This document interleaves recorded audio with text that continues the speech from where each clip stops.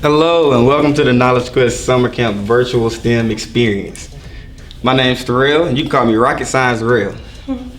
My name is Shantanique, or you can call me Miss Bowden. Pretty new to you guys, so let me tell you something about myself. I'll tell you 3 things real fast. 1, I love my dog. 2, I love fruit snacks. And 3, I like Call of Duty over Fortnite. What about me is I love PlayStations over Xbox. I love the Memphis, and I love barbecue. I love barbecue too, especially barbecue nachos. But you know what else I love? What do you love, Terrell? STEM. Oh, I'm glad you said that, because our program focuses on STEM. And STEM is the 5 fundamentals of life, which is science, technology, engineering, and mathematics, with an additional of arts, which we'll be focusing on this week. Anybody know what a primary color is? Primary color is a color that you cannot make with any other color. That is red, yellow, and blue. No colors can be combined to make these. Can you guys think of anything red? Take your time going to your house and find your favorite thing in the house that's red. So once you guys find something red in your house, look for something that is blue or yellow. Let's bring our other assistant, Jeremy, to explain more about primary colors and how they help in everyday lives. Hey boys and girls, I'm Jeremy, the civil engineer. This means that I build buildings, bridges, and the roads you even ride on. Why do I love STEM? Because it happens in everyday life. So what we just learned was that the primary colors were red, yellow, and blue.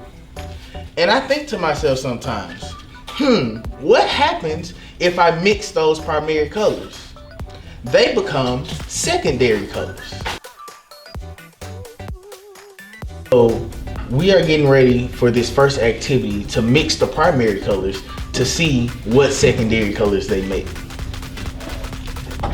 First, we'll take red and yellow.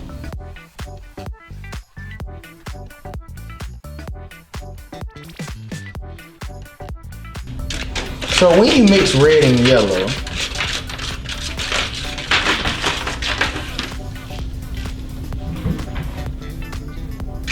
in an equal proportion,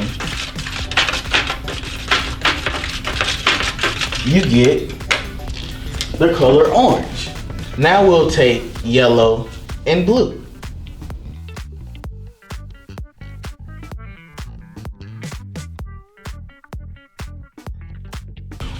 When you mix yellow and blue,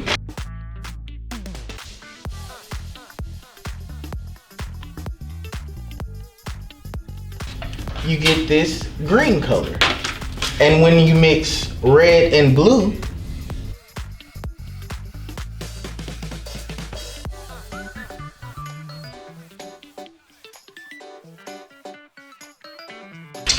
you get purple. Our primary colors that we learned about in our first video, red, yellow, and blue, has helped make other colors, which are called secondary colors. Thank you, Jeremy, for that wonderful activity. So I think we learned a lot today. Start off with our primary colors, red, yellow, and blue. And Jeremy was able to take us through an activity to teach us how to make green, orange, and purple. So now we have our primary and secondary colors. So how about this, guys? Take your paint and paint a picture of anything you like, using only the colors you have, and try to identify which color is a primary color, which color is a secondary color. Did you use primary colors for the clouds? Did you use secondary colors? Take a second and then we'll come back and we'll look at our pictures. Let's see those paintings. My painting, do you see any primary and secondary colors? What primary and secondary colors do you see? What colors do you see in your painting?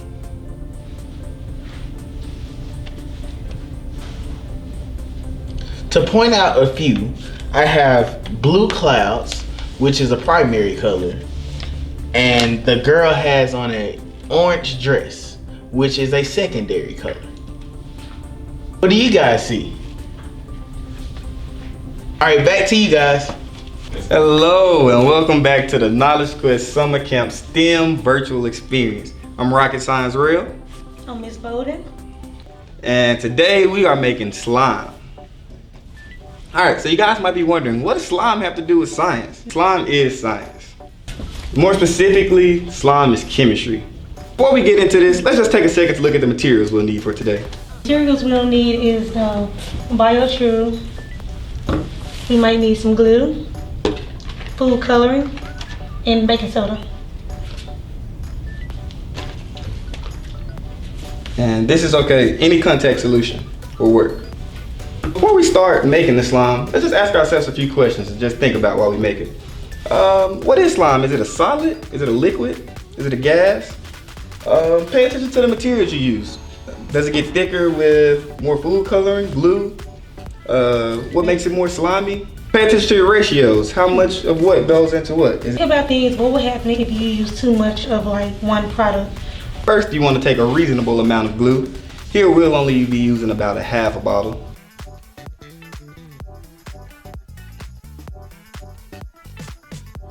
This is what we call a polymer chain. If we were to put a microscope to the glue, this is exactly what we see. These chains all throughout the glue. They slide past each other pretty easily along, and they never connect, never cross-link. The contact solution, with this you hardly don't need like much. You just use like one drop. If you use too much, and your product will turn out very liquidy.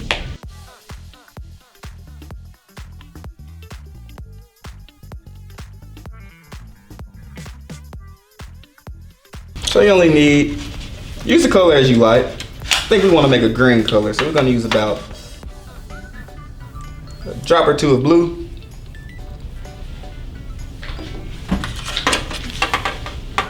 And a drop or two of yellow.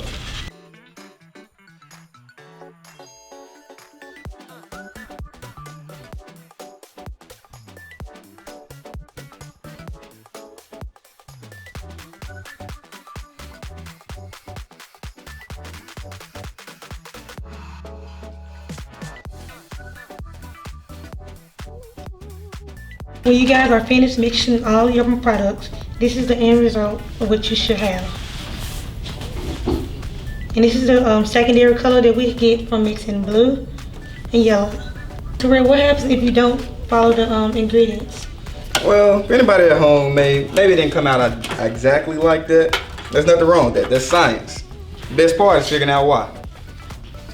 So you may have gotten one that was a little bit too thick and doesn't really have a slime, not really slimy, and more so like a solid. It may even bounce a little bit for you. And or you might even have something that's a little bit too liquidy. It reminds you more. You might have something that's a little bit liquidy. This is the end of our video. I hope you guys loved our color theme for this week. Do you have anything else to say, Mr. Terrell? I don't think so. I had fun today. Got to make us some slime. Go out there, teach your friends about primary and secondary colors. Go out there and make slime, because I know I love slime.